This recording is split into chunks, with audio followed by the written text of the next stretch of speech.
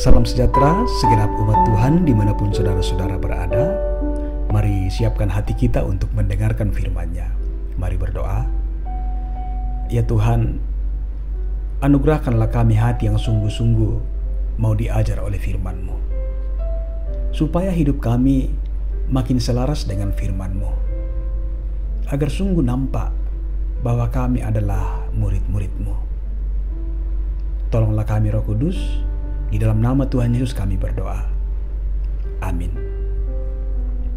Yesaya 64 ayat 8. Tetapi sekarang, ya Tuhan, Engkaulah Bapa kami.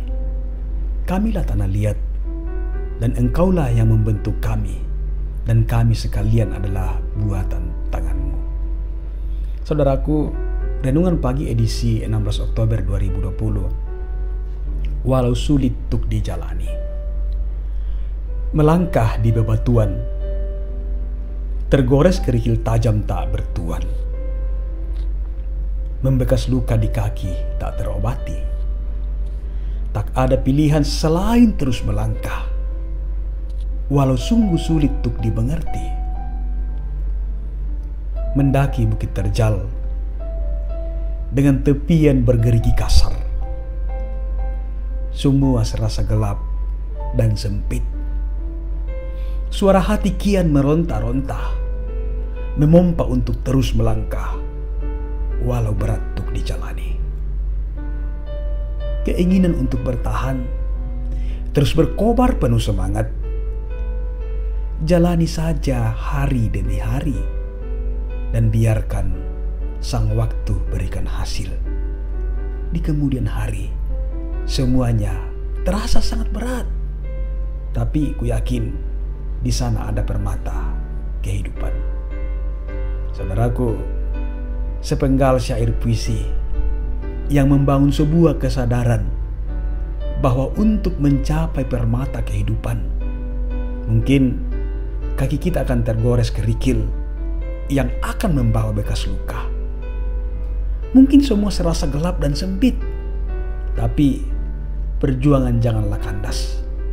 Teruslah melangkah, karena di balik kesakitan itu akan terlihat mahkota kehidupan. Saudaraku, memang kita tak akan bisa lari dari yang namanya proses pembentukan. Sebab tidak ada istilah yang instan di dalam Tuhan. Yesaya 44 ayat 24 mengatakan, beginilah firman Tuhan, penebusmu yang membentuk engkau sejak dari kandungan. Akulah Tuhan yang menjadikan segala sesuatu, yang seorang diri membentangkan langit, yang menghamparkan bumi. Siapakah yang mendampingi aku? Saudaraku, pembentukan Tuhan memang sakit dan tak menyenangkan, seperti berada di padang gurun. Karena itulah banyak orang mengeluh, mengomel dan memberontak. Bahkan tidak sedikit yang menggugat Tuhan. Kenapa saudara-saudara? Karena kita susah sekali meninggalkan kebiasaan lama kita. Sangat tidak gampang untuk meninggalkan perbuatan-perbuatan jahat yang sudah lama kita nikmati. Ketika Tuhan memproses kita, itu sangat berat terasa. Saudara-saudara, karena terus memberontak kepada Tuhan, bangsa Israel berputar-putar selama 40 tahun di padang gurun sebelum mencapai tanah perjanjian. Keluaran 13 ayat 17 sampai 18, Allah tidak menuntun mereka melalui jalan ke negeri orang Filistin, walaupun jalan ini yang paling dekat.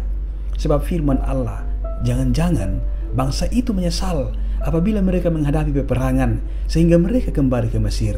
Tetapi Allah menuntun bangsa itu berputar melalui jalan di padang gurun menuju ke laut Teberau.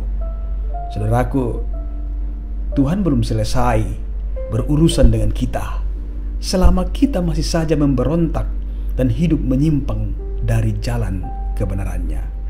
Yesaya 45:9, celakalah orang yang berbantah dengan pembentuknya.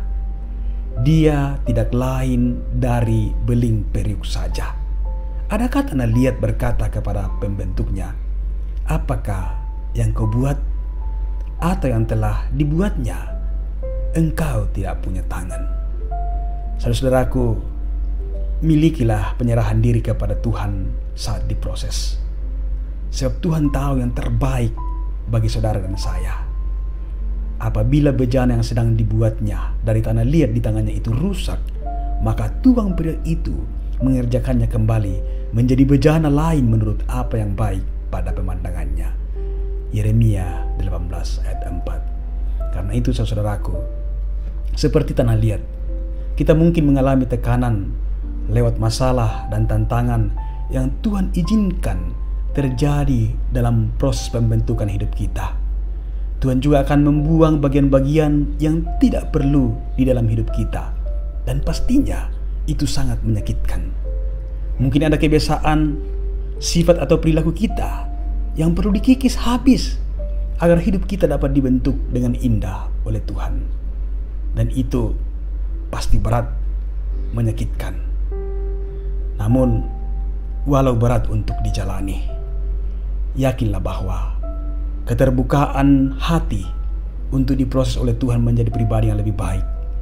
Roh Kuduslah yang berkarya menolong dan memampukan saudara dan saya untuk menjadi pribadi yang lebih baik, yang berkenan di hadapan Tuhan. Terpuji nama Tuhan. Haleluya. Amin. Mari saudaraku, kita berdoa. Ya Tuhan, kami bersyukur kalau Tuhan begitu setia memproses, menempa kami dari ketidakberesan hidup kami. Kami sungguh bangga memiliki Allah seperti Engkau, yang sungguh tidak mau melihat kami hancur, tidak mau melihat kami binasa karena cara hidup kami yang hanya mau hidup untuk menyenangkan diri sendiri.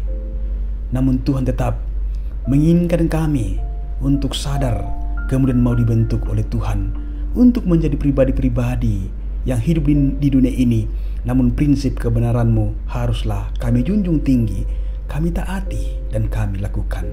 Dan itu bisa kami temukan ketika kami sungguh-sungguh memiliki hati yang teachable, yang terus mau dibentuk oleh Tuhan. Ya Tuhan, tolonglah kami agar hidup kami semakin mencintai-Mu. Allah kami yang maha baik, perjalanan hidup kami masih panjang. Kami sadar tidak mudah untuk kami lewati. Terkadang kaki kami harus tergores oleh kerikil. Terkadang jiwa kami sesak untuk melangkah. Namun satu hal yang pasti, bahwa kasih-Mu lah yang akan terus jadi kekuatan kami. Terima kasih ya Tuhan untuk semua anugerah-Mu yang sungguh tidak ternilai oleh apapun di dunia ini.